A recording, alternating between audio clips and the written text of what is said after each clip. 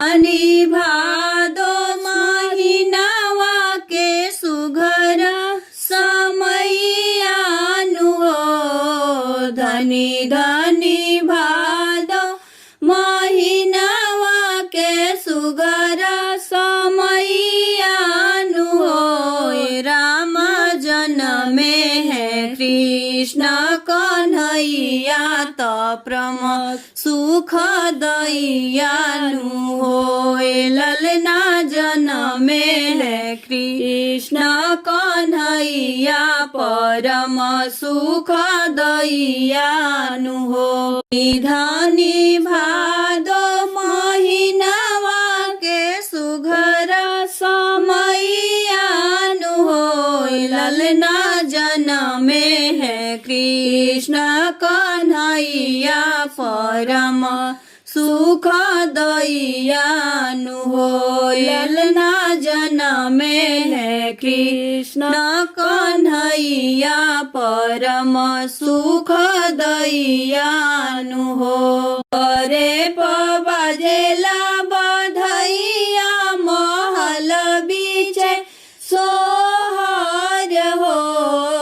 दुआरे बाजेला बधैया महल बीचे सोहर हो। ललना सोहेला यशोदा के गोद ललनवा मनोहर हो।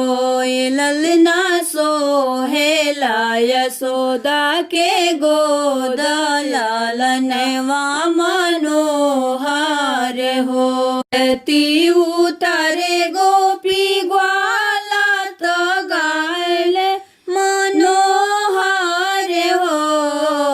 आरती उतारे गोले ग्वाला तो गायले मनोहर हो। ना धनी धनी यशोदा के भागत दिन मा दिखावेले हो।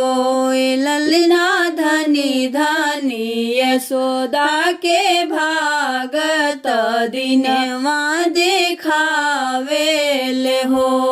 ओ सुख जनमल ब्रह्मायादि सबहि न देवलोकन हो। जो सुख जनमल ब्रह्मायादि सब देव लोगन हो। ललना गोकुल में भइले लालनवा त कृष्ण के जन्मवानु हो। ललना गोकुल में भइले लालनवा त कृष्ण के जन्मवानु हो। धनी भादो महिनावा के सुघर समयानु हो। धनी धनी भादो महिनावा के सुघर समयानु हो। ललना जन्मे है कृष्ण कन्हैया परम सुख दैयानु हो।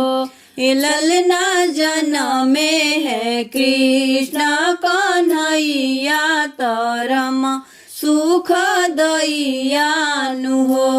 दुआरे बाजेला बधैया महल बीचे सोहर हो। दुआरे बाजेला बधैया महल बीचे सोहर हो। ललना जन्मे ले कृष्ण कन्हैया परम सुख दैयानु हो।